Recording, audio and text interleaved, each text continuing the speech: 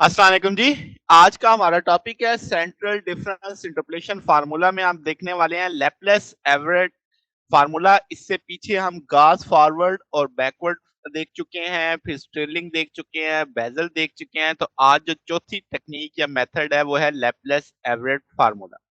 तो central difference में हम देखने वाले हैं, तो ये भी इक्वी इंटरवल जो आपके पास आएगा टर्म्स उसके इस्तेमाल होगा।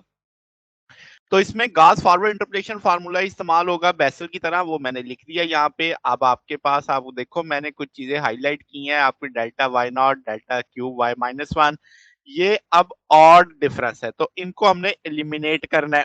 अब एलिमिनेट कैसे करना है? डिफरेंस टेबल की मदद से। अब इसका मतलब डिफरेंस टेबल से मैं डेल्टा वाई नॉट की वैल्यू देखूंगा, delta Q Y minus one की वैल्यू देखूंगा, डेल्टा फाइव माइनस टू की वैल्यू देखूंगा, वो वैल्यूज यहाँ पे प्लेस कर दूंगा। तो वो मैंने हाईलाइट कर दिया कि डेल्टा वाई नॉट अगर आप देखेंगे तो Y one minus Y two, delta Q Y minus one देखोगे तो वो आपके पास delta square Y naught minus delta square Y one होगा। सिमिलर इसी तरीके से ये निकाला जा सकता है। ये वैल्यूज आपने प्लेस कर दी उस जगह पे जहां पे आप इक्वेशन वन में ये लेके आए थे, delta y naught, delta Q Y minus one, delta Q Y minus two में। तो वो मैंने मेजेंडा कलर से हाईलाइट कर दी। इसके बाद जो अगला स्टेप है उस स्टेप में क्या करना है कि ये p इन दोनों से ज़रब खा जाएगा, ये वाली term p plus one p p minus one in दोनों से ज़रब खा जाएगी, ये वाली सारी टर्म इन दोनों से ज़रब खा जाएगी, यानी अंदर ब्रैकेट खोल दी आपने। ब्रैकेट खोलने के बाद अब आप देखें कुछ चीजें कॉमन ली जा सकती हैं। तो जब हम वो कॉमन उठाने जाएंगे तो वाई नॉट इसमें भी है, इसमें भी है, मैंने रेड कलर से हाईलाइट कर दिया। ब्लू कलर से मैंने हाईलाइट कर दिया p minus one two factorial del square y minus one, इसमें भी है, इससे अगली टर्म में भी है। तो इस तरीके से इन दोनों को हाईलाइट कर दिया। फिर इसी तरीके से इस टर्म के साथ कुछ नहीं करने वाले, अगली वाली टर्म देखें तो मेजेंडा कलर में इसमें भी जो कॉमन है और इसमें भी जो कॉमन है वो हाईलाइट कर दिया। तो अब आप एक और काम देखो कि यहाँ पे जो थ्री फैक्टोरियल था मैंने उसको इस तरह तोड़ के लिखा है ताकि मुझे कॉमन लेने में आसानी हो सके। इसी तरीके से जहाँ पे ये फाइव फैक्टोरियल था उसको मैंने अलग करके लिख लिया है। तो अब आपको पेयरिंग नजर आ रही है, जो जो चीजें कॉमन ली जा सकती है वो कॉमन लेने के बाद मैंने लिख दी कि वाई नॉट कॉमन ले लिया, इधर से ये कॉमन लेके ब्रैकेट आ गए, इसके से ये कॉमन लेके ये ब्रैकेट आ गया। अब ब्रैकेट से एलसीएम लेंगे, इसको सॉल्व करेंगे तो two minus P by three आ जाएगा, इससे three minus P by five आ जाएगा, ये इसको साथ में करके लिखा जा सकता है। जब आप इसे इनसाइड इधर लेके जाएंगे तो ये आपके पास टू माइनस पी की जगह पी माइनस टू करें तो इसका माइनस बाहर आ जाएगा, तो उस माइनस की वजह से इसका साइन चेंज हो जाएगा। और ये थ्री टू के साथ जब ज़रब खाएगा तो थ्री फैक्टोरियल हो जाएगा। इसी तरीके से ये थ्री माइनस पी है, जब आप पी माइनस थ्री करोगे तो नेगेटिव बाहर आ जाएगा, वो नेगेटिव इस पॉजिटिव को क्या कर देगा, नेगेटिव कर देगा। और नीचे ये फाइव फैक्टोरियल हो जाएगा। तो ये आपके पास लैप्लेस एवरेट फार्मूला कहलाता है। फिर इसकी एक दूसरी फॉर्म है कि हम p की जगह रिप्लेसमेंट ले सकते हैं किसमें, वन माइनस क्यू की। तो जैसे देखो वन माइनस पी है तो ये p इधर आ जाए तो q इधर आ जाएगा, तो q बराबर आ जाएगा वन माइनस पी, तो इसकी जगह q लिखा जा सकता है, तो क्यू वाई नॉट आ जाएगा। इसी तरीके से यहाँ पे भी आप देख सकते हो कि आप लिख सकते हो कि भाई आपके पास q into Q square minus one square आ जाएगा, थ्री फैक्टोरियल। इसी तरीके से इसे भी लिख सकते हैं। अब आप जरा गौर करो कि मैंने इसमें चीजें छोड़ छोड़ के लिखी हैं।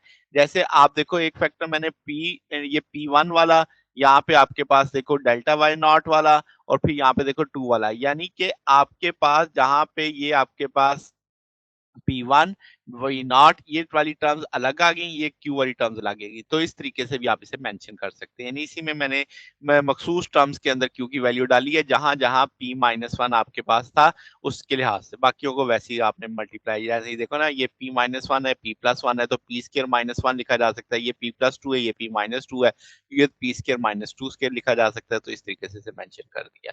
ठीक हो गया।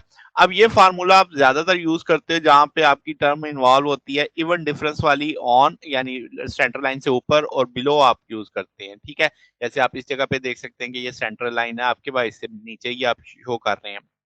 फिर एक और चीज है कि आपके पास ये रिलेशनशिप बिल्कुल वैसे ही है जैसे बेजल फार्मूला या एवरेट फार्मूला का, यानी आपस में एक लिंक सा बन जाता है। एक ही टूल, दोनों गास फॉरवर्ड से लेके चलते हैं, दोनों में रिप्लेसमेंट करते हैं, तो आप दोनों को डिड्यूस कर सकते हैं सूटेबल अरेंजमेंट्स के बाद। तो आपके पास ये भी है कि जो बेसल फार्मूला है वो टॉर्नेटेड होता है, यानी थर्ड डिफरेंस के साथ, यानी आपके पास आप उसे कर सकते हैं सेकंड डिफरेंस के साथ, यानी आप उसे ट्रंकेट कर सकते हैं। अब अगर हम इसकी एग्जांपल देखें तो x दे दिया है, log x की वैल्यू दे दी है और हमसे log 37.5 दे रहा है, तो ये 33 और 34 का ओरिजिन आपका यहाँ पे कहीं लाई करेगा इस जगह पे। तो आप एक्स नॉट यानी ओरिजिन ले लिया आपने, एच की वैल्यू 10 का डिफरेंस चल रहा है तो एच स्टेप लेंथ 10 आ गई। पी की वैल्यू देखेंगे तो आपके पास एच एक्स नॉट की वैल्यू लग जाएगी, तो एक्स वो जिसपे हमें वैल्यू चाहिए। तो ये टेबल आपने वैल्यू प्लेस करके लगा दिया सारे का इसमें लॉग के फंक्शन में। तो अब आपके पास क्या है जनाब कि ये सारी वैल्यूज का आपने देख लेना है कि लॉग 37 चाहिए, तो एक्स मैंने बता दिया आपको 37.5 है, तो 0.75 आ गया यानी 3/4। तो इसका मतलब 0.5 से ज्यादा है तो एवरेज फार्मूला आप इसमें सूटेबल करेंगे, वो एवरेज फार्मूला आपने लगा दिया। फिर आपके पास पी की वैल्यू चूंकि मौजूद है तो आप पी 0.75 है तो हर जगह पे पी 75 आ जाएगा। क्यू आपके पास जानते हैं 1 माइनस पी होगा, तो वो वैल्यू आप 0.25 लगा देंगे। जहां जहां क्यू आएगा 0.25 आएगा, जहां जहां पी आएगा वहां पे 0.75 आएगा। तो इस तरीके से सारी टर्म्स को सॉल्व करने के बाद जो आपका आंसर आने वाला है वो 2.52828 नियरली आ जाएगा। तो इस तरीके से हमारा ये आज का टॉपिक है। अगर आपको इसमें कोई बात पूछनी हो, डाउट हो, तो नीचे कमेंट्स में पूछ सकते हैं। वीडियो अच्छी लगी हो तो वीडियो को लाइक कीजिएगा, दोस्तों के साथ शेयर कीजिएगा, चैनल को सब्सक्राइब कर दीजिएगा।